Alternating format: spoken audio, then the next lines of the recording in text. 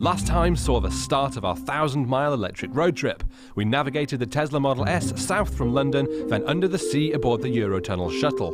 We've left the car charging in a rainy hotel car park in Calais in preparation for our epic day's drive down to the town of Orange.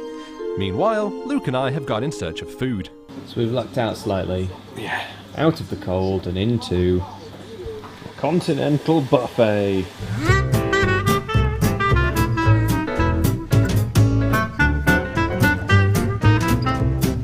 It's not just electric supercars though on this trip, is it though, Andy? We're using electricity for all kinds of things. For example, over here you'll see eggs being cooked through the application of heat and water. Star rating?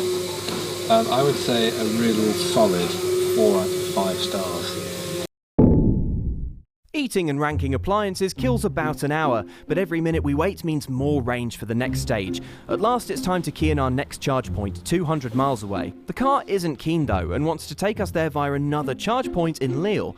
We don't want to get stranded, so we trust the car. The car, it's very easy to drive, it's very smooth, very similar to other electric experiences we've both had, I think. Would that be fair to say, Andy? I'd say that's fair. Yeah, it's eerily silent, very smooth acceleration, sort of ghosts away in a very satisfying way, and you can feel the power. We can feel it, but with the car requesting a detour, we aren't using it for fear of burning through our range. Cautiously, we make our way down the motorway to Lille. We're going to stop here for about 20 minutes, give it a quick boost, then get on our way. We should have enough power to get to the next stop anyway, but never hurts to have more. Actually, it kind of can, but as we cruise down to our next charger, we haven't fully realised the toll that stopping at extra chargers is taking on our schedule. For now, it's a bite to eat, a power nap, and the companionship of our animal friends. Like 2 was 200 miles, but it wasn't, because that's the one when we should have gone from Calais to the charger, and it didn't. It took us to a different one en route. So whether it lets us go directly from here to Bern, we'll see. It doesn't. The car wants us to make another halfway stop, even though the range indicator does suggest we could make it all the way. As the detour takes us further and further from anything resembling a motorway, we start to get a bad feeling. The detour is slow, the roads are slower. We're not convinced if it's worth the trade-off in time. It's a little bit tough really, because we don't know how smart the computer is, like if it's taking everything into account. I just missed a turning. Oh, that's a dirt road.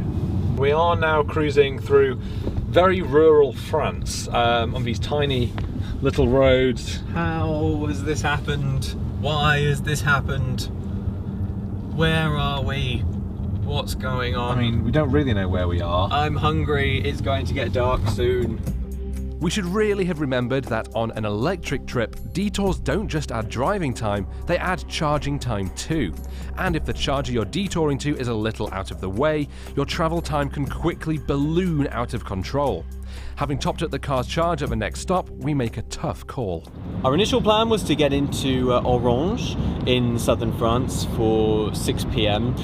That, it turns out, was wildly unrealistic, because it's now 6:30 and we would still have 4.5 hours just of driving time to get to Orange from here, excluding about 2 hours of charge. About 2 hours of charge as well. Now we are going to stay in a hotel south of Lyon, which is about 2 hours less time. At 10:30 p.m, after nearly 20 hours on the road and 600 miles travelled, we arrive at our impromptu stop for the night, an Ibis hotel with a charging station. We've made terrible time, but hey, we're not stranded, and we saw some chickens.